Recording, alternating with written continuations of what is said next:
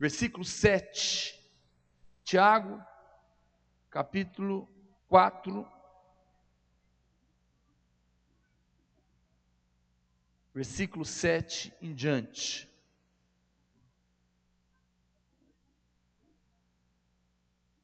Aleluia. Quantos acharam? Digam amém. Preste atenção então. Aleluia. Sujeitai-vos, portanto, a Deus, mas resisti ao diabo, e ele fugirá de vós. Chegai-vos a Deus, e ele se chegará a vós outros. Purificai as mãos, pecadores, e vós que sois de ânimo dobre, limpai o coração. Afligi-vos, lamentai e chorai. Converta-se o vosso riso em pranto e a vossa alegria em tristeza. Humilhai-vos na presença do Senhor e Ele vos exaltará. Diga graças a Deus. Diga comigo assim: chegai-vos a Deus e Ele se chegará a vós outros. Diga: sujeitai-vos a Deus, mas resisti ao diabo, e ele fugirá de vós. Feche os seus olhos, vamos orar. Espírito Santo de Deus, nós te invocamos nessa noite, para que a tua palavra venha sobre nós, e que os nossos olhos sejam abertos, e haja sobre nós espírito de revelação, no pleno conhecimento da tua verdade. Fala com cada um de nós, manifesta em nós o teu querer, o teu realizar. Libera a tua unção que quebra o jugo e despedaça as cadeias. Ó Deus, a tua palavra diz, ó Deus, que ela mesma, a palavra do Senhor, é poderosa para anular sofismas e destruir fortalezas e levar cativo todo pensamento à obediência da tua palavra. Ajuda-nos nessa noite. Destrói mentiras do diabo entre nós nessa noite. Quebra cadeias e fortalezas nas mentes nessa noite. Liberta-nos pela tua verdade e edifica-nos como igreja. É a nossa oração, é o nosso clamor, em o nome de Jesus. Diga amém. Irmãos, muitas vezes nós, como crentes, passamos por momentos das nossas vidas que nós não conseguimos compreender. São lutas, são dificuldades, resistências que vêm. Às vezes nos vemos em situações de tempestades, de tormentas, de vendavais. E você olha, você procura, não há nada, não há nenhuma brecha, não há nenhum pecado, mas você não consegue compreender, parece que as coisas estão mais difíceis para você, parece que no seu trabalho as portas estão mais fechadas, você não está conseguindo avançar, você vai orar, está mais complicado, parece que a liderança ficou mais resistente, foi jejuar e começou a orar, parece que piorou, e às vezes você não compreende o que está acontecendo. O que é isso, pastor? Isso chama-se resistências malignas. Às vezes não tem motivo mesmo, às vezes você não deu razão nenhuma, não abriu brecha nenhuma, mas a Bíblia nos diz que há um adversário que se levanta para nos resistir. E a maneira de vencer o diabo não é ignorando, é impondo resistências também. O que a Bíblia fala? Resistir ao diabo, imponha resistência a ele também, e ele vai fugir de você. Mas não apenas resista ao diabo, mas sujeite-se a Deus, se humilhe nas mãos do Senhor, e o Senhor vai pelejar por você. Sabe que a nossa relação com Deus, de uma certa maneira, está estabelecida em nós mesmos. Achegai-vos a Deus, e Ele se achegará a vós. Cada passo que você dá em direção a Deus, Ele dá outro em direção a você. Mas se você correr para Ele, como eu falei para você domingo passado, Ele vai correr para você também. Diga amém. Se você se abre, se você quer se envolver com as coisas de Deus, o Senhor também vai se envolver com você. Mas muitas vezes, então, nós temos encontrado esses problemas né? O diabo nos resiste. E muitas mentiras Satanás traz para te resistir. Mas hoje nós queremos desmascarar essas mentiras do diabo. Porque a palavra de Deus, estava bom o som, o que aconteceu? Você pode e deve resistir o diabo. A palavra de Deus nos diz isso, não é? Então, às vezes você não consegue compreender. Às vezes é tanta luta, tanta dificuldade, tanta coisa difícil. O inimigo tem usado a mesma tática que ele sempre usou para resistir e bloquear a sua vida. Abra sua Bíblia em João 8:44.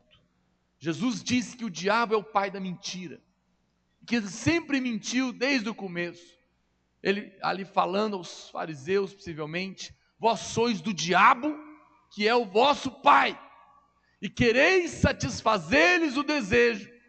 Ele foi homicida desde o princípio, e jamais se firmou na verdade, porque nele não há verdade. Quando ele profere mentira, fala do que lhe é próprio, porque é mentiroso e é pai da mentira. Todas as vezes que o diabo fala, ele mente. Diga comigo: o diabo é o pai da mentira. E todas as vezes que ele fala, é uma mentira. O diabo é mentiroso. E a resistência que ele impõe para bloquear, para parar você, é usando mentiras. O diabo sempre mente. E essas mentiras, muitas vezes, são as resistências que nos param. Mas qual que é o problema? Aonde que o diabo mente? Esse é o trabalho dele, ele é profissional em mentiras. Ele é profissional em mentiras. E ele sempre diz mentiras aonde? Diga assim: na minha mente. Ele sabe o que você quer ouvir. Ele conhece a sua história, ele tem um conhecimento milenar, acompanha cada um, sabe às vezes daquilo que te abate, e ele quer então parar você, trazendo mentiras na sua cabeça. Mas o diabo não fala na sua mente da maneira que às vezes nós achamos. O diabo não vem para mim e fala assim: Naor, você não vai conseguir, você não pode. Ele não diz isso. O diabo sempre vai falar usando a primeira pessoa. Ele não fala você não vai conseguir, ele fala eu não consigo, eu não posso, eu não dou conta, não vai dar certo para mim. Ele fala assim, para você pensar que o pensamento é seu, mas o pensamento não é seu. São pensamentos que vieram de fora, são pensamentos do diabo, são mentiras para te resistir, para te parar. Mas você fica pensando que foi você que pensou. E aí muitas mentiras são estabelecidas e se tornam fortalezas. Mas a palavra de Deus diz então: sujeitai-vos, portanto, a Deus, mas resisti ao diabo e ele fugirá de vós. Então nessa noite, eu quero falar de 10 mentiras do diabo que nós aceitamos e dizemos para nós mesmos, e que muitas vezes tem parado a nossa vida, tem roubado o melhor de Deus para nós. É uma palavra simples, são 10 mentiras que você está acostumado a ouvir, e você vai perceber que muitas delas você tem aceitado na sua vida, e isso tem parado você.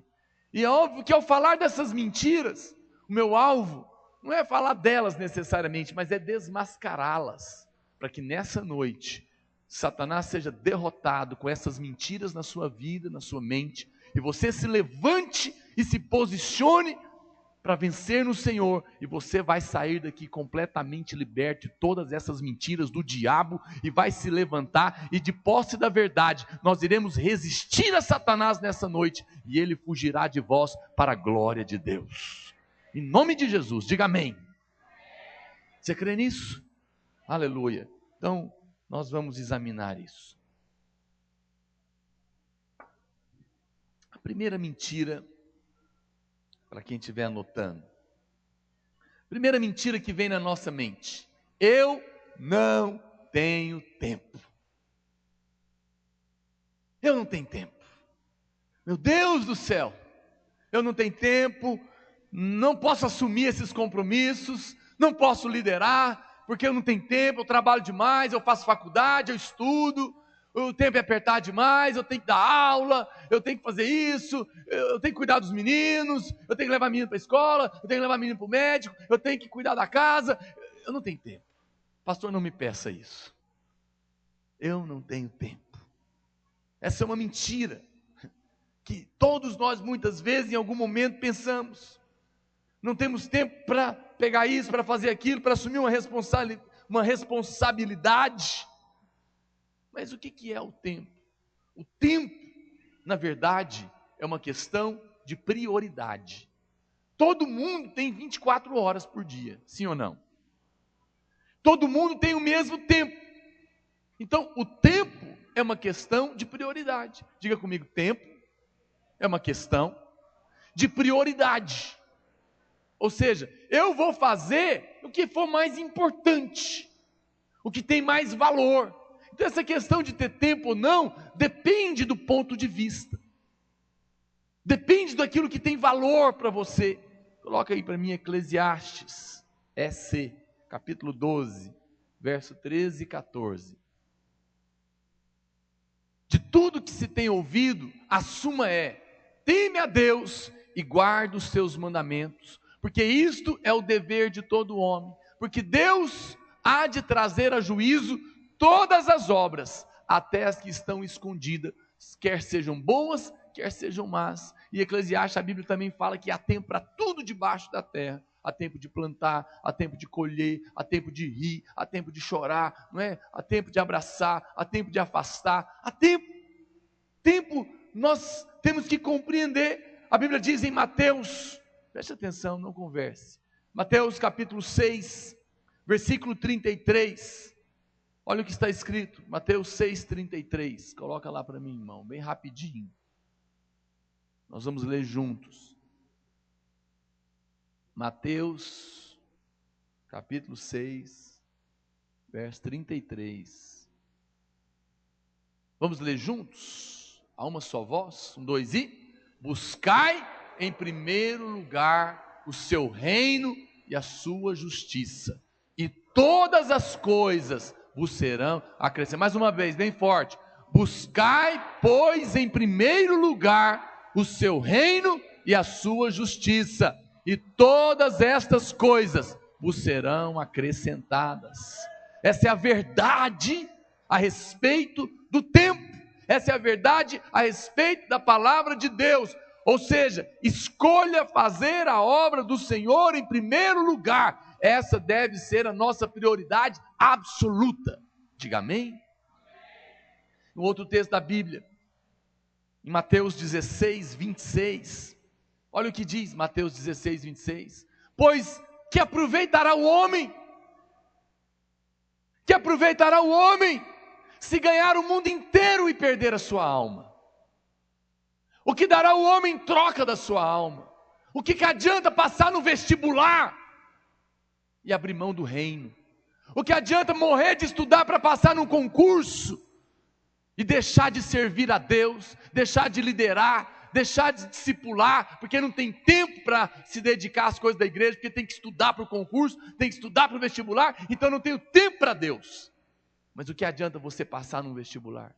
O que adianta você passar num concurso? O que adianta você ganhar um monte de dinheiro de hora extras? O que adianta você ter um monte de coisa para fazer, um monte de dinheiro para viajar o tempo inteiro e perder a sua alma? O que adianta ter tempo para assistir novelas e novelas, filmes e filmes e perder a sua alma? O que adianta formar um MBA e perder sua alma? Você não percebe que diante do reino de Deus tudo é vaidade? Tudo é vaidade no final. Essa semana eu e o pastor Rigonato fomos convidados para ir visitar um grande empresário em Goiânia. Não vou contar o nome dele para não quero entrar em detalhes. Mas um homem muito rico, e que teve um problema terrível na vida dele, e na verdade ele já está desenganado pelos médicos, ele vai morrer a qualquer momento. E aí me pediram para ir lá, na verdade pediram para o pastor Aloysio ir, ele não pôde, nós dois fomos. Fiquei lá umas 2 horas com esse homem, uma pessoa muito, até mesmo conhecida, e pessoa que mobilizou assim milhões de reais, até talvez nas casas dos bilhões. E eu conversando ali com ele na cama, mal conseguia se levantar. Teve um momento que nós tivemos que falar a verdade para ele, porque era a vida dele que estava em jogo. E eu falei para ele: seu fulano, o senhor já falou até agora, mas agora é a nossa vez de falar. O senhor não percebeu que o senhor já esteve lá em cima? Eu conheci pessoas que se relacionaram com ele quando ele estava no topo da cadeia, e que ele não respeitava ninguém, era arrogante, não falava com ninguém, passava por cima de todo mundo. Falei: você estava lá, mas lá você nunca ia buscar Deus, mas agora você está no fundo do poço. Inclusive ele foi preso numa situação, sofreu pra caramba, doente na cadeia, ficou lá, horrível. Ele me contou tanta coisa que eu chorei com ele. Meu Deus, eu fiquei ouvindo as histórias daquele homem, eu não sabia quanta gente, você fica ouvindo, meu Deus, quanta gente realmente maligna, terrível existe nesse mundo, vocês não fazem ideia do que as pessoas são capazes de fazer umas com as outras. E ele me contando, eu falei: então, você descobriu, você teve muito dinheiro, você teve fama, você teve tudo o que você quis, mas agora você passou no inferno, você perdeu tudo, você foi para a cadeia, você foi humilhado, você está na beira da morte, os médicos enganaram você, e eu pergunto para você: todo o dinheiro que você teve, valeu de alguma coisa? O que eles podem fazer por você agora? Cadê sua fama, seus negócios, tudo? Você não percebeu? Nada disso tem valor. Eu falei: eu espero que o que aconteceu com você tenha te mostrado os verdadeiros valores das coisas, ou seja, nada. Porque na hora da morte, diante da face da morte, todo homem cai na real e descobre que tudo isso é vão. E ele falou: é verdade, eu reconheço. Eu falei: agora você está no fundo do poço, agora você está na beira do inferno, mas sabe de uma coisa? O lugar mais perto do céu é a porta do inferno, porque é lá no final do poço, é lá na beira do inferno que os homens mais clamam a Deus. Falei: agora o senhor está no lugar certo, porque lá o senhor não ia buscar a Deus. Ele falou: é verdade. Falei: então agora nós vamos orar. E ele entregou a vida para o Senhor, com certeza está salvo, e lá no céu nós vamos ter muita surpresa, porque tem muita gente achando que vai e não vai, e tem muita gente que todo mundo acha que não vai, como esse senhor, que eu não vou contar, quem for vai descobrir lá em cima, vai ficar chocado de ver, né? Que às vezes nós somos tão rápidos para julgar. E não precisa me procurar depois particular, que eu não vou falar não. Curioso. Importa que foi salvo, amém, irmãos? Entende? Eu já contei aqui, talvez para alguns irmãos, de uma palavra. Quero só abrir um parênteses. Eu tive uma experiência muito ruim com essa verdade no meu coração, mas foi importante para a minha vida.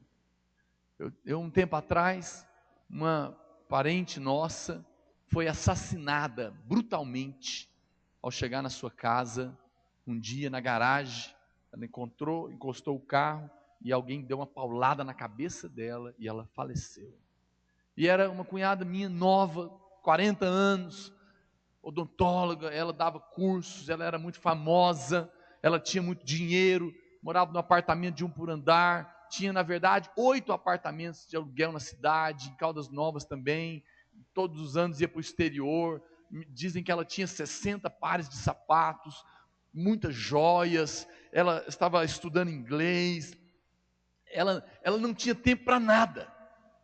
Eu me lembro, né, de contar que às vezes chegava na casa dela na hora do almoço, tinha uma moça fazendo o pé dela, outra fazendo uma mão, né, enquanto ela comia, e com o telefone aqui, né? Era desse jeito mesmo, era um negócio assim, terrível. E ela era uma pessoa hiper ocupada, não tinha tempo para nada.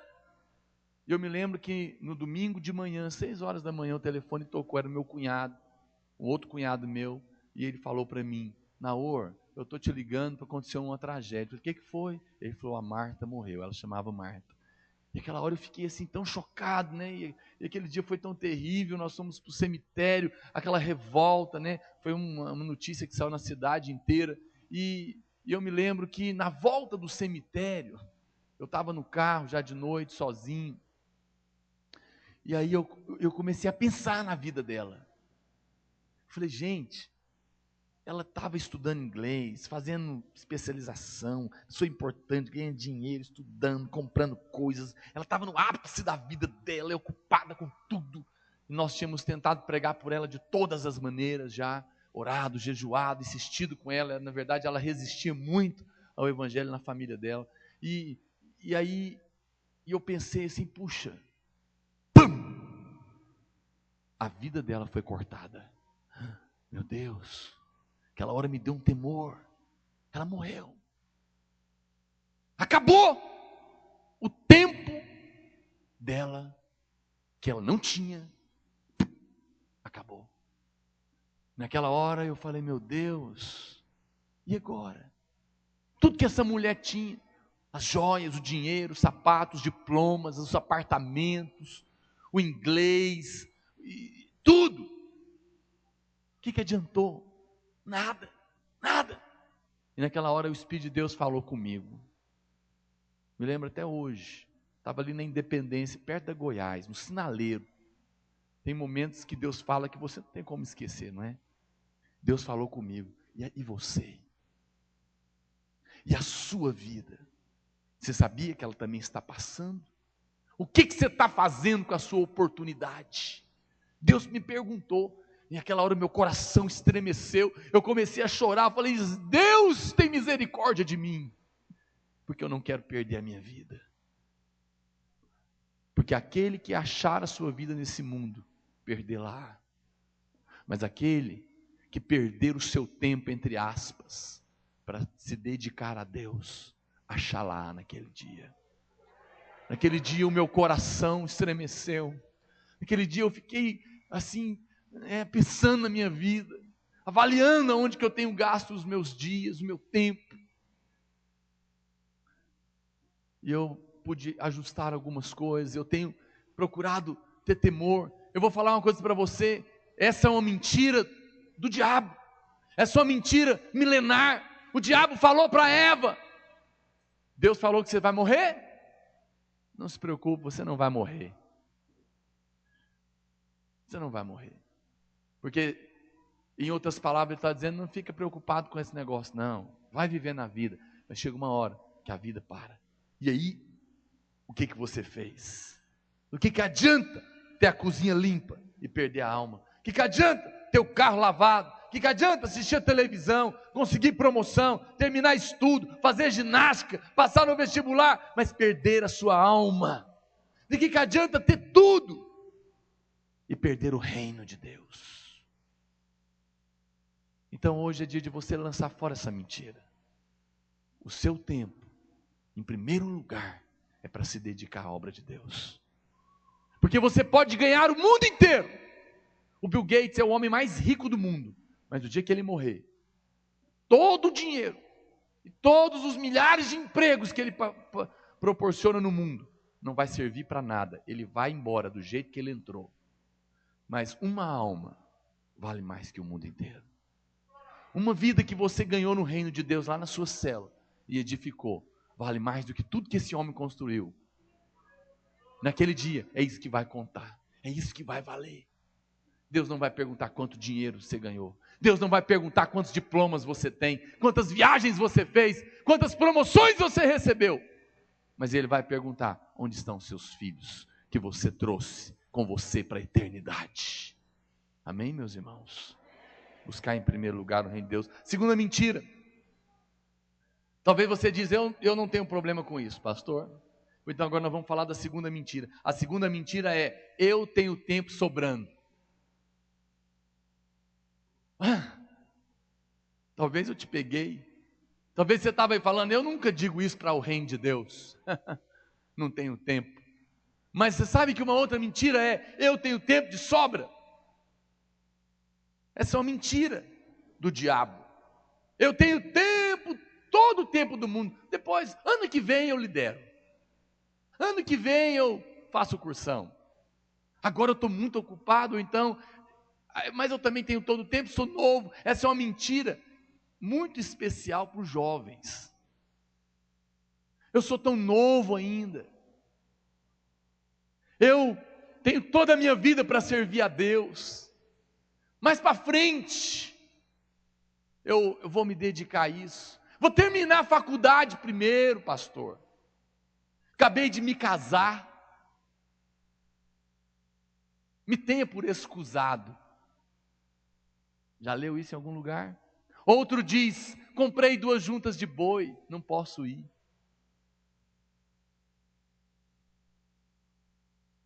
Outro diz: estou muito ocupado, não posso ir.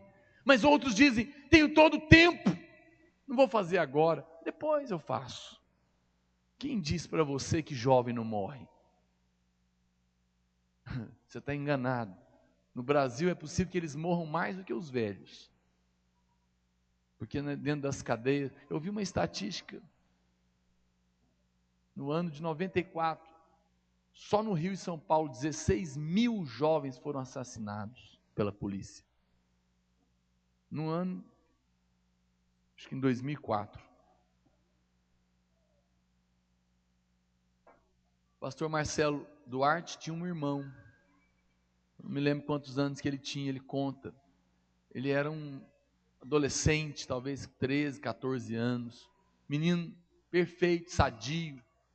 Um dia, na hora do almoço, a mãe dele falou: meu filho, vai lá na padaria comprar uma coca, um refrigerante. Ele foi, comprou um refrigerante, na volta, estavam lavando lá, ele escorregou e caiu. Mas quando ele caiu, ele encostou a cabeça numa assadeira de frango elétrica, tomou um choque e morreu na hora. Quem imaginava que um menino de 13 anos ia morrer assim? Onde passou na cabeça de alguém? Sabe, se você acha que você tem tempo, todo o tempo do mundo, você está enganado. Isso é uma mentira do diabo. A vida é passageira, é uma presunção pensar que estaremos aqui amanhã, e então poderemos servir a Deus. A única coisa que nos pertence é o presente. Vamos ler alguns versículos da palavra de Deus. A Bíblia diz, pois 1 Pedro 1,24, pois toda a carne é como a erva, e toda a sua glória como a flor da erva. Seca-se a erva e cai a sua flor. Tiago 4,14 diz, vós não sabeis o que sucederá amanhã. Que é a vossa vida? Sois apenas como neblina, que aparece por um instante e logo se dissipa. E 1 João 2,17 diz, ora, o mundo passa, bem como as suas concupiscências. Aquele, porém, que faz a vontade de Deus, permanece eternamente. O mundo passa, as coisas passam. Os jovens muitas vezes têm ouvido, deixe para servir a Deus na sua velhice, você vai perder sua juventude. Que desperdício, tão novo mexendo com esse negócio de igreja. Olha os seus amigos, estão aproveitando a vida. Isso é uma mentira do diabo. A bênção não é comer da lavagem de Satanás no mundo, é poder desde cedo sentar na mesa do rei para desfrutar do Senhor. Você sabe, crescer nos caminhos do Senhor. Não deixe para amanhã. Não deixe essa desculpa de que você tem ainda muito tempo e que no ano que vem você vai se posicionar. No semestre que vem eu vou começar. Começa hoje. Começa hoje, porque a nossa vida passa e depois pode ser muito tarde. O dia de servirmos a Deus é hoje. Amanhã pode não dar mais tempo. Mas a Bíblia fala que aquele que serve ao Senhor, as coisas de Deus são eternas. Nós temos falado o que homens de Deus têm falado há 2000 anos. A Bíblia está aí há tantos anos. E estas verdades têm sido as mesmas há milhares de anos, porque as coisas de Deus permanecem. Quantos dizem amém? Vale a pena servir a Deus, mas servir a Deus é para hoje. Vamos avançar. Terceira mentira. Qual que é a terceira mentira que o diabo fala na sua cabeça? Ninguém está me vendo. Ninguém vai me ver. Posso olhar o que eu quiser na internet, estou só eu aqui mesmo, ninguém está vendo. Você conversa com os brasileiros que foram para os Estados Unidos ou para outros países, e a maioria deles dizem que a primeira experiência que eles têm ao chegar lá é uma sensação de liberdade. Agora ninguém sabe da minha vida, ninguém está me vendo. Se eu quiser fazer alguma coisa, eu posso fazer. Não tem ninguém olhando. Eu estou longe da minha cidade. Eu posso fazer o que eu quiser. Estou só eu aqui na internet. Ninguém vai saber o que eu estou olhando. Ninguém vai saber o que eu estou pesquisando. Ninguém está vendo. Mas isso é uma mentira. A palavra de Deus diz que os olhos de Deus estão em todos os lugares. Sabe que, por um lado, isso é segurança. Se você subir lá na lua, como um astronauta, sozinho, lá, os olhos de Deus vão estar te vendo. Se você descer no mais profundo abismo, os olhos de Deus vão estar lá. Se você tomar as asas da alvorada e se deter nos confins dos mares, sozinho, lá no meio do oceano, lá, os olhos de Deus vão estar sobre você. Isso não é bom? Isso não dá paz e segurança? Por um lado, isso é bênção, mas olha para cá, por outro lado, isso é sério. Tem gente que olha para um lado, olha para o outro, olha para frente, olha para trás, não tem ninguém me vendo. Mas ele se esquece de olhar para cima. Se esquece que os olhos de Deus estão em todos os lugares. E um dia, todos nós estaremos diante do seu tribunal. E os desígnios do coração de todos os homens serão manifestos, para que cada um receba segundo o bem ou o mal que tiver praticado por meio do corpo. Isso é sério. Isso é sério. Tem gente que se engana com Deus. Eu vou contar uma história para você, não vou ler, é comprido. De um homem de Deus, mas que caiu nessa mentira. Depois você pode ler essa história em 2 Samuel, capítulo 12. A história de Davi com Batseba. Davi achou que Deus não estava vendo.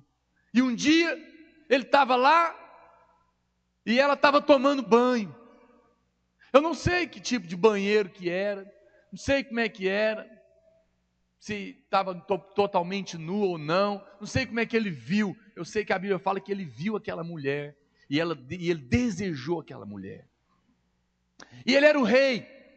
Então, o marido dela, Urias, estava na guerra, e Davi mandou chamar aquela mulher para ele. E Davi teve relação sexual com ela. E depois, o que aconteceu? Essa mulher ficou grávida, diz a Bíblia. E Davi, ela mandou falar: rei, olha, eu estou grávida de você. Meu marido está para a guerra, e agora eu estou grávida. E Davi então se viu em apuros. O que ele fez? Ligou lá para Joabe. Ligou não tinha telefone, mandou um recado, né? Falou: manda trazer Urias. Fala para ele que eu quero que ele venha ficar na casa dele uns dias, tá na guerra já há muito tempo. Porque ele pensou, ele vem, faz sexo com ela, e aí vai dizer o filho é dele. E eu me safo dessa. E aí, mas o que ele aconteceu? Davi nunca imaginava que Urias seria um homem tão nobre. E em vez de ir para casa, a Bíblia fala que ele chegando na cidade, falou: longe de mim ir dormir com a minha mulher, na minha casa, na minha cama quente, sabendo que os meus amigos estão na frente da batalha. Não vou. Ficou dormindo na praça. Meu Deus. O negócio estava complicado. Davi falou: como é que eu faço agora? Mandou ele de volta. Mandou um recado para Joabe: estou mandando Urias de volta. Coloca ele na bucha do canhão, na frente da batalha, onde o inimigo não erra de jeito nenhum, vai acertar na testa dele. E dito feito, Urias foi colocado lá e morreu na batalha. Agora estava viúva.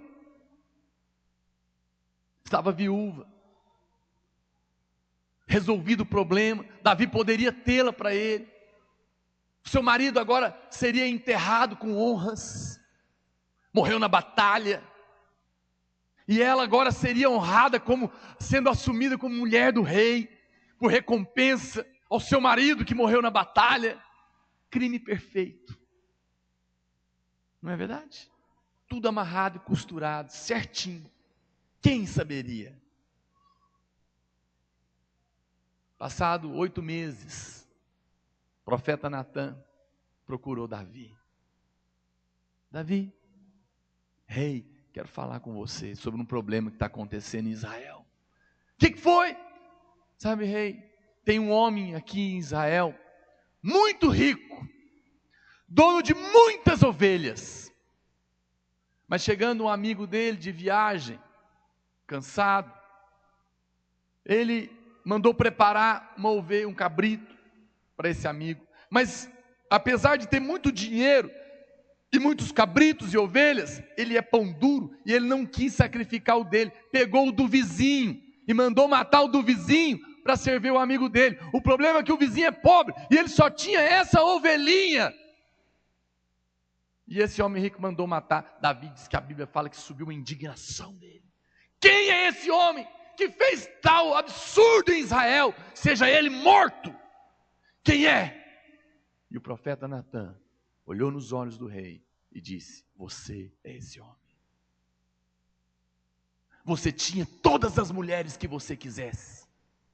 Você era o rei. Talvez já tivesse umas 6 naquela ocasião. Mas você não quis nenhuma daquelas. Escolheu a do que só tinha um. Escolheu a ovelhinha de um e mandou matar ele. Você achou, Davi, que estava tudo certo. O que você esqueceu é que os olhos de Deus estão em todos os lugares. Eu fico chocado. Tem gente que acha que pode zombar de Deus. Eu não sou detetive, sabia? Eu não saio. Alguém fala para mim: pastor, você é pastor de jovens, tem tantos jovens, milhares de jovens, e é tanta tentação, você fica vigiando para ver quem peca, quem não peca, quem peca, quem não peca. Eu não sou detetive, eu sou pastor. E sabe de uma coisa? É impressionante, irmãos. Não precisamos ir atrás de ninguém, é incrível. Roda, roda, roda, roda, roda. Deus põe no telhado. Expõe.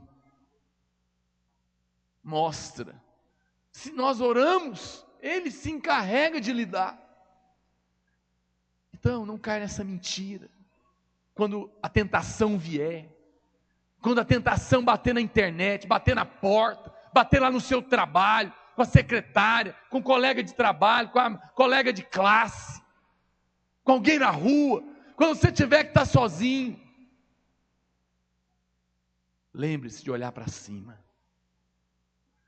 Teve um homem de Deus muito santo e muito temente, que ele disse uma frase terrível, mas eu entendi a radicalidade dele. Ele disse assim: se você tiver que escolher o pecado ou o inferno, na hora H, escolha o inferno.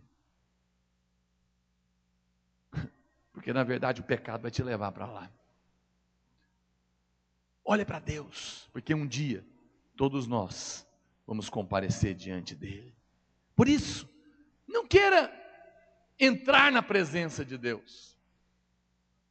Esteja na presença de Deus. Viva a sua vida na presença de Deus. Seja a hora que você estiver sozinho, seja a hora que você estiver acompanhado, dormindo ou acordado, tenha consciência de que você está vivendo diante de Deus, e isso vai fazer com que a sua vida seja uma vida santa. Nunca mais diga: não tem ninguém me vendo. Lembre-se que os olhos de Deus estão sobre a sua vida. Quando estão me entendendo, diga amém. Vamos avançar. Quarta mentira. A quarta mentira é: Deus sabe que é assim que eu sou. Ele me fez assim. Eu sou assim mesmo. Eu sou assim mesmo. É o meu temperamento. Sou descendente de italiano. Tem sangue espanhol. Por isso que eu sou bruto assim, sem educação. É assim que eu sou. Foi Deus que me fez. Ele me entende. E aí você está justificado para ser essa ignorância em pessoa. Ignorância gospel.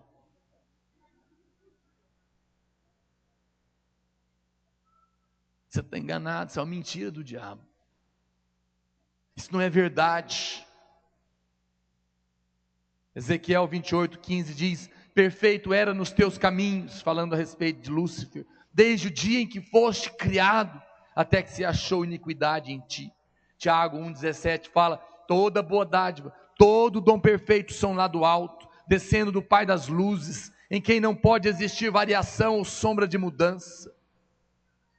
Deus nos fez perfeitos, mas nós escolhemos o pecado, nós escolhemos o caminho errado.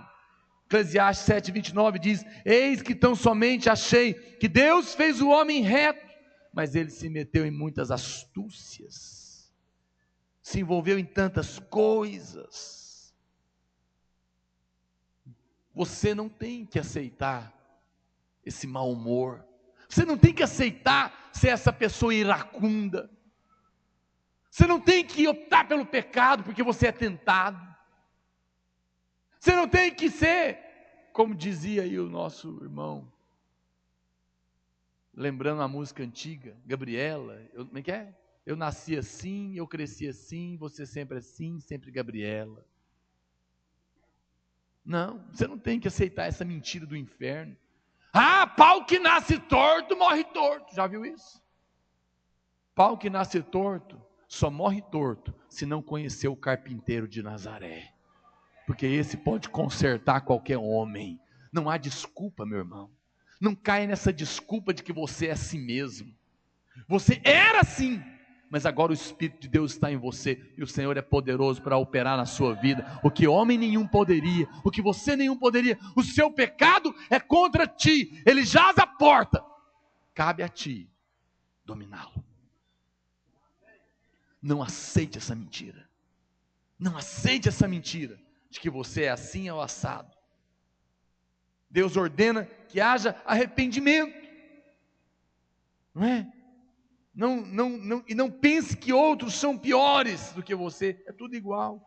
Lucas 13, 4 e 5 diz: ou cuidais que aqueles 18 sobre os quais desabou a torre de Siloé e os matou eram mais culpados que todos os outros habitantes de Jerusalém. Não eram, eu vos afirmo, mas se não vos arrependerdes, todos igualmente perecereis.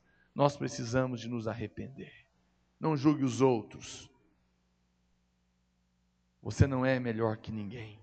Vença essa mentira. Arrependa-se diante de Deus e ore para que o Espírito de Deus te dê força para vencer aquilo que é caído na sua vida. Quinta mentira. A quinta mentira do diabo, que muitas vezes nós caímos, não tem problema, eu posso pedir perdão depois. Larga de ser bobo. Pode fazer, depois Deus perdoa. Tem nada não. Não, está errado, mas depois a gente ora. Amorzinho. Nós nos amamos. Nós vamos nos casar. Vamos começar agora. Depois a gente pede perdão para Deus. Deus é bom, o pastor falou da graça domingo passado. Depois Deus perdoa. E aí nos tornamos pior do que às vezes os católicos que pagam penitência por causa dos seus pecados. e nós falamos, não, nós já temos revelação, não precisamos pagar penitência, porque a graça de Deus nos alcança, o sangue de Jesus nos lava, mas aí nos tornamos relaxados, e começamos, pior, a abusar da graça de Deus. O sangue de Jesus não é spray, como muita gente está achando. Olha o que a palavra de Deus diz.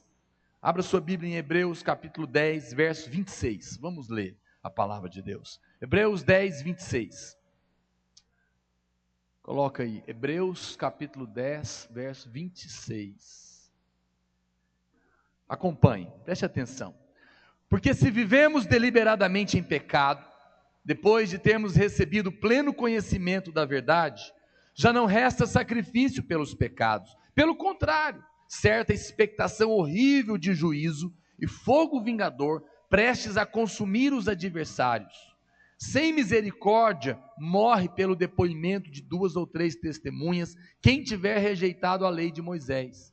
De quanto mais severo castigo, julgai vós, será considerado digno aquele que calcou aos pés o Filho de Deus, pisou com o calcanhar, e profanou o sangue da aliança, com o qual foi santificado, e ultrajou o Espírito da graça. Ora, nós conhecemos aquele que disse, a mim me pertence a vingança, eu retribuirei, e outra vez, o Senhor julgará o seu povo. Horrível coisa é cair nas mãos do Deus vivo. Quando você deliberadamente decide pecar, dizendo, não tem problema, eu sei que é pecado, eu vou pecar e depois eu peço perdão, você está calcando deliberadamente, você está pisando na obra do Filho de Deus, do que Jesus fez na cruz. Você não ficará impune, não será tido por desculpado. O que é ultrajar o Espírito da graça? Ultrajar o Espírito da graça significa o seguinte: você era pecador, você aprontava todo na sua ignorância, mas um dia a graça de Deus te alcançou, Deus te perdoou, o sangue de Jesus te lavou e Deus te salvou. Mas agora você não é mais ignorante, você sabe da graça de Deus, mas agora você começa a abusar dela. Isso é ultrajar o Espírito da graça. Isso é zombar de Deus. Isso é usar o sangue de Jesus como spray para apagar pecado. Qualquer coisinha, vou lá, Deus não terá por inocente, diz a Bíblia. Ele vai julgar o seu povo. Terrível expectativa vem contra esta pessoa. Quando você planeja o pecado, sendo crente, você caiu nas mãos de Deus. Isso não vai ser bom. Você não tem certeza que será capaz de se arrepender logo depois de pecar. Pode ser que você morra na hora. E aí, o juízo terá vindo sobre você. Sexta mentira. Sexta mentira é o seguinte: pastor, é o seguinte, se as minhas intenções são boas, então é isso que importa, está tudo bem. Se as minhas intenções são boas, então está tudo bem. O que importa são as minhas intenções. Os fins justificam os meios. Essa é uma mentira do diabo. Quando Davi quis trazer a arca para Jerusalém, quando ele quis trazer de volta, na verdade, a arca, ele tinha boas intenções, tinha ou não tinha? Ele queria a presença de Deus. O que ele queria era a presença de Deus. Mas qual que era o problema? Ele não sabia, e ele não olhou na Bíblia como que era o processo. E aí a Bíblia fala que os bois tropeçaram e a arca foi cair. E usar na boa intenção foi segurar. Se você estivesse lá, você também não ia fazer a mesma coisa? Você ia deixar a arca cair? Não, ninguém, Deus que me livre. Cai um copinho de ceia da sua mão, você já quase morre. Imagina a arca. Você não ia deixar, mas na boa intenção, ele morreu. Boa intenção não basta. É necessário a vontade perfeita de Deus. O inferno está lotado de gente cheias de boas intenções, mas que não conhecem e não conheceram e não viveram segundo a vontade de Deus. Pede silêncio para as crianças, me ajudem, por favor. Sinceridade não basta, a boa intenção não é suficiente. Quando você quer justificar, fazendo às vezes coisinhas erradas, quando você fala, o importante é que eu quero abençoar, o importante é que eu amo, o importante é que eu vou me casar com ela, então está valendo. Deus entende isso. Deus não entende isso. A nossa vida tem que ser feita não apenas com boas intenções, mas o nosso caminhar tem que ser segundo a vontade de Deus. Quando estão me entendendo, diz amém. Então não cai nessa mentira, de que você vai mentir aqui porque é bom para a pessoa ali. Deus não vai aceitar isso. 7ª mentira: a maioria das pessoas fazem assim, então também posso fazer. Todo mundo faz, todo mundo está indo para lá, por que eu tenho que ser diferente? Essa é uma mentira do diabo. Será que está todo mundo errado? E só vocês, os crentes, a minoria, certo? Será que só vocês é que são agora os sabichão?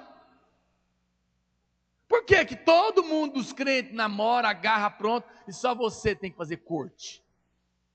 Está todo mundo namorando. Será que é só o seu pastor que está certo? Será que é só o que ensina lá que é verdade? Percebe esses questionamentos? Para quê? A maioria das igrejas esmagadora, a maioria esmagadora, não tem esse negócio de liderar. Por que vocês estão com essa conversa agora de que tem que liderar? Ué, pastor, milhares e milhares de crentes não tem esse negócio. Por que nós temos que fazer? Percebe? Essa questão, essa mentira. Quando nós seguimos o sentimento, em vez da vontade de Deus, nós erramos, nós caímos. Quando nós nos desculpamos dizendo que a maioria das pessoas aprova, nós erramos. Nós não seguimos a maioria, nós seguimos a palavra de Deus. Amém, irmãos? Não interessa se está todo mundo indo para lá. Se Deus está indo para cá, é com Ele que eu vou. Diga amém. Não aceite esse argumento. Está todo mundo indo. Um dia o pastor contou um caso aqui que eu morri de rir. Ele falou que um dia a tia dele, eu acho, estava subindo ali a Anhanguera, antes da Praça do Botafogo, a pé. E de repente, ela viu um tropelo de gente, uma multidão correndo de lá para cá. E ela olhou aquele negócio, ficou assustada e voltou para trás com o povo. E começou a correr, e ele corria, ela correndo junto. Falou, quando diz, eu vou correr, depois fico sabendo o que aconteceu. Chegou lá na frente, eles pararam, ela já estava quase morta, com a meia de língua para fora. E todo mundo parou. E disse que aconteceu isso mesmo, não é piada não. Ele falou, por que vocês estão correndo? Aí disse que o pessoal falou, não, nós somos camelô e estamos fugindo da polícia.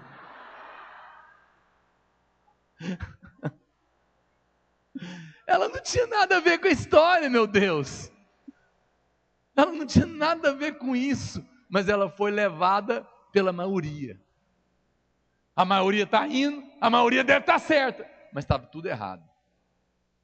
E ela acabou se comprometendo, porque vai que a polícia pega todo mundo. Ela estava no meio. Não é verdade? Diga comigo assim: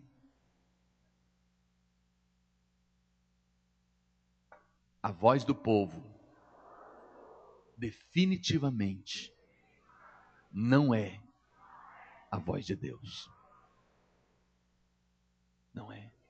Foi a voz do povo, foi a voz da maioria que gritaram: solte Barrabás e crucifique a Jesus. A maioria não significa a verdade. Por isso nunca caia na mentira de que a maioria está fazendo, então eu posso fazer também.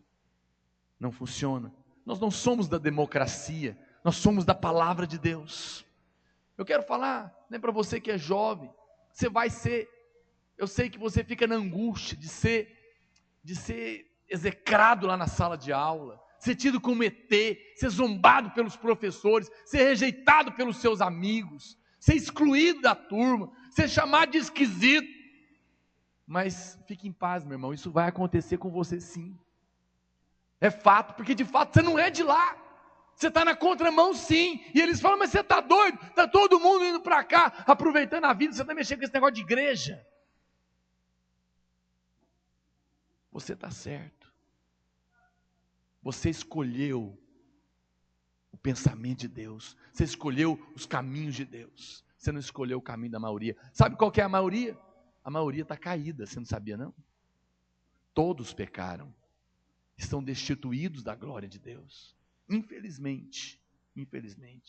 A minha filha tem 10 anos. E eu tenho ensinado para ela os padrões do vencedor. De oração, de santidade. E também ensino ela de coisas simples. Como, por exemplo, roupa. E ela se choca com algumas pessoas dentro da igreja. E ela fala, outro dia nós estávamos conversando, e aí o meu filho perguntou para mim, pai, o céu vai cair? Estavam os dois comigo lá conversando, nas conversas. O céu vai cair? Eu falei, vai. Uma hora dessa ele vai cair fogo de lá. Aí ele perguntou para mim, e nós vamos estar onde? Eu falei, os vencedores vão estar lá em cima. Tem que ser crente. Ele falou, eu sou crente. Aí eu falei, mas tem que ser vencedor. Aí a minha menina falou, pai, ó, então, às vezes a gente vai orar, ele fica com o olho aberto, olhando assim, ele não ora direito. Ele falou, não, eu oro sim. Eu falei, tem que ser vencedor. Ela falou, eu sou vencedora. Eu não uso essas roupas. E ela começou a falar, pai, é fulana, a filha da irmã tal. E eu falei, Jesus, difícil, né? Mas ela está certa. Ela já teve revelação, porque eu expliquei para ela, Deus mora em você, você é casa de Deus, você é menina santa, você não vai vestir qualquer roupa, você é princesa do Senhor, você vai andar em santidade, você não vai deixar que o seu corpo seja objeto de desejo sexual de homens cheios de tentações malignas no mundo, você vai se guardar para Deus. É isso que eu ensino para ela, e ela já entendeu. Ela tem temor, então não importa. Aí as amigas, as meninas, às vezes dentro da igreja, falam, mas todo mundo está usando, pai. Eu falo, mas você é vencedora, você é diferente, é assim que é. Então não se importe não, fique com a palavra de Deus. Em 1 Reis 18, 17, diziam de Elias, vendo Elias, disse-lhe, és tu, ó perturbador de Israel. Sozinho, é o que diziam dele. É o que dirão de nós, você é perturbador de Israel, meu irmão. Você é na contramão, você perturba em casa, você perturba no trabalho, você perturba na escola. Por que perturba? Porque você está indo na contramão, você confronta. Diga para o seu irmão, meu irmão, você é um perturbador da parte de Deus. No bom sentido, porque você escolheu o caminho de Deus, o caminho da contramão. Vamos avante que eu preciso encerrar. 8ª mentira, olha para cá. Eu sou muito jovem. Ninguém é jovem demais que não possa ser um vencedor. 1 Timóteo 4,12, Paulo fala, ninguém despreze a tua mocidade, pelo contrário, torna-te padrão dos fiéis na palavra, no procedimento, no amor, na fé e na pureza. Não é? 1 João 2,13 diz, pois eu vos escrevo, porque conheceis aquele que existe desde o princípio. Jovens, eu vos escrevo, porque tendes vencido o maligno. Nunca caia na mentira. O pastor Luiz, quando foi ordenado, ele ainda era muito jovem. E ele conta que no dia da ordenação, a tia dele pegou na bochecha dele e falou, tadinho, tão novinho, virou pastor, perdeu a vida, perdeu o futuro, que desperdício, podia deixar para frente. Quantas vezes eu cheguei, conheci pessoas, me apresentei, tinha falado com elas por telefone, eu sou o pastor Naor. Você, mas por que se espanta? Nossa, achei que você era um velho, porque na cabeça das pessoas, pastor é só velho, no fim, porque imagina que algum jovem vai querer um negócio desse. Não, eu quero dar o melhor para Deus, quanto é novo, o melhor que eu tenho, eu quero gastar para o Senhor. Amém? Quantos dizem amém? Nós somos nessa contramão. Mas aí vem a nona mentira. A nona mentira é: eu sou muito velho, já fiz a minha parte. Esse negócio de liderar, discipular, fazer cursão, CTL, dar aula, responder. E não, eu já estou velhinho demais. Eu já passei dessa idade. Isso é coisa para menino novo, que tem disposição, meu filho. Eu não. Eu já estou para lá.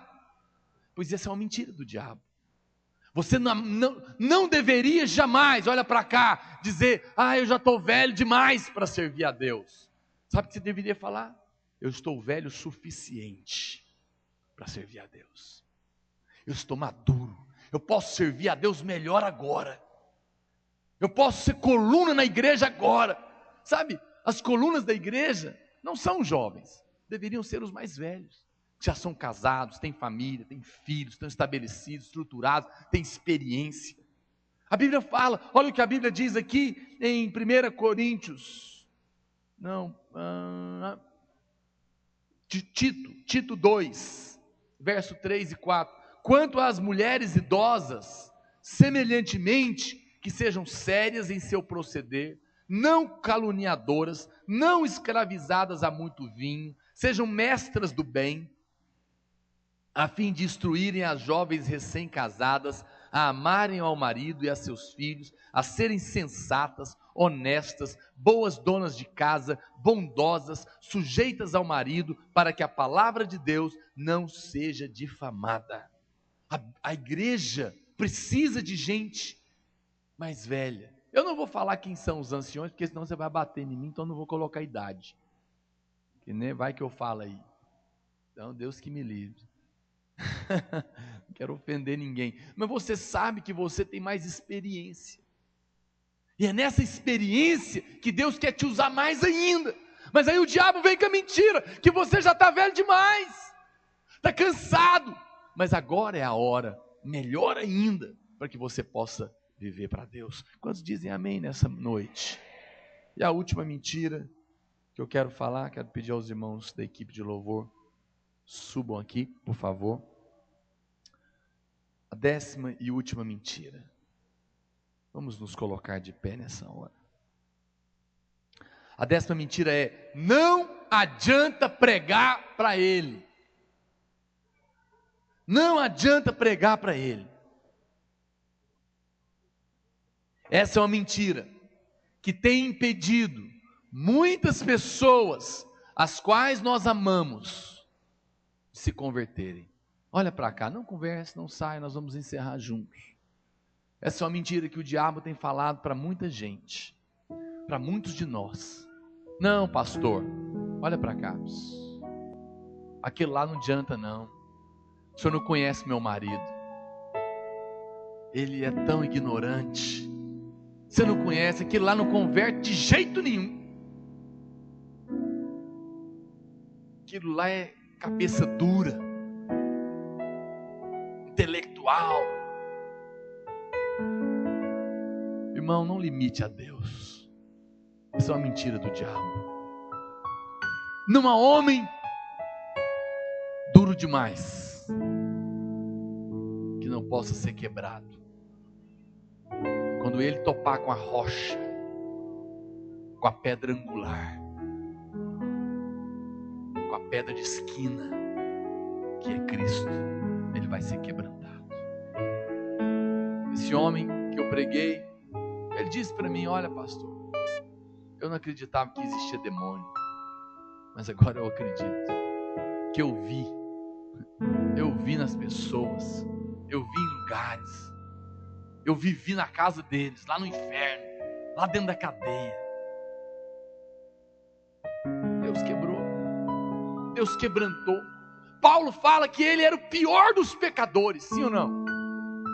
Deus mudou a vida dele? Mudou. Deus mudou, Deus muda. A Bíblia diz, 1 Coríntios 6, 9 e 11: ou não sabeis que os injustos não herdarão o reino de Deus? Não vos enganeis, nem impuros, nem idólatras, nem adúlteros, nem efeminados, nem sodomitas, nem ladrões, nem avarentos, nem bêbados, nem maldizentes, nem roubadores herdarão o reino de Deus. Tais fostes alguns de vós, mas vós vos lavastes, fostes santificados, mas fostes justificados em o nome do Senhor Jesus Cristo, no Espírito do nosso Deus. Quantos de nós não fomos idólatras? Quantos de nós não fomos bêbados, ladrões, beberrões, maldizentes? Deus mudou a minha vida, Deus mudou a sua vida. Ele pode mudar a vida de qualquer homem. Não aceite essa mentira. Talvez você olhe, você não consegue ver como que aquela pessoa vai se converter, mas Deus sabe onde Ele pega. Deus sabe como Ele cerca. Deus sabe onde Ele toca. Se Ele fez com Paulo, se Ele fez comigo, se Ele fez com você, Ele vai fazer também com aquele que você ama, que você conhece. Não é o homem que escolhe a Deus, é Deus que escolhe o homem. E quando Deus escolhe, não há homem que possa resistir à sua vontade.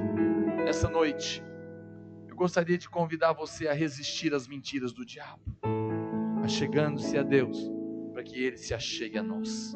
Pega na mão do seu irmão, vamos fechar os corredores, nós vamos orar uns pelos outros, nós vamos orar resistindo às mentiras do diabo nas nossas vidas. Elas vão cair nessa hora, nós vamos resistir, toda seta do diabo, toda seta de resistência será anulada, e você vai sair daqui nessa noite fortalecido pelo poder de Deus. Nessa hora, você vai se posicionar, a palavra de Deus diz, resista ao diabo, e ele fugirá de vós. E nessa hora eu quero te convidar a impor resistência juntamente com o seu irmão. Começa a rejeitar a mentira do diabo. Diga que o seu tempo é o tempo para Deus. Diga que você quer servir a Deus hoje, que você não vai seguir os caminhos do mundo. Rejeita toda mentira, rejeita toda falácia que diz que você não pode, que diz que você não dá conta, que diz que você não tem tempo, que diz que você está indo pelo caminho errado. Senhor, nesta hora nós decretamos agora que toda resistência de Satanás caia por terra agora, em nome do Senhor Jesus Cristo de Nazaré. Fazemos calar toda mentira, fazemos cessar toda voz de Satanás. Toda voz de Satanás vai caindo por terra agora, em nome de Jesus. Toda mentira que diz que é novo demais, que diz que é velho demais, que diz que não tem tempo, que diz que todo mundo faz, que diz que é assim mesmo, que diz que não tem jeito. Nós quebramos essas mentiras, quebramos as cadeias do diabo, quebramos as amarras de Satanás da sua mente, do seu coração. Cesse toda voz de acusação, cesse toda voz de culpa, cesse toda condenação, cesse todo engano, cesse toda mentira. Fazemos calar nesta noite, em nome do Senhor Jesus Cristo de Nazaré, e declaramos que somos fortalecidos no Senhor e na força do seu poder. Declaramos que maior é o Senhor Jesus que é por nós do que o diabo que é contra nós. Declaramos que temos a mente de Cristo, temos a sabedoria do alto, decidimos andar em santidade, em retidão. Proclamamos a vitória contra o diabo, contra o pecado. Declaramos que vamos trilhar e andar nos caminhos de Deus, que vamos viver com o Senhor todos os dias das nossas vidas, para o louvor da sua glória. Assim como você está, vamos fazer uma oração juntos. Feche os seus olhos. Diga comigo, nesta noite, como igreja, eu rejeito e resisto a toda mentira do diabo na minha mente. Eu rejeito a mentira de que eu não tenho tempo. Eu rejeito a mentira de que tenho tempo sobrando. Eu rejeito a mentira de que ninguém vai me ver. Eu rejeito a mentira de pensar que eu sou assim mesmo e que não tem jeito. Eu rejeito a mentira de ultrajar o Espírito da graça. Eu rejeito planejar o pecado.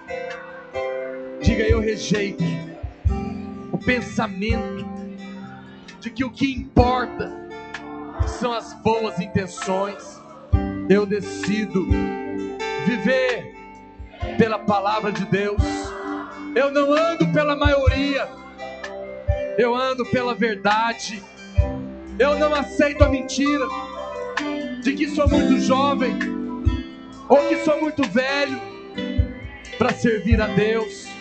Mas eu decido que hoje é o dia de servir ao Senhor.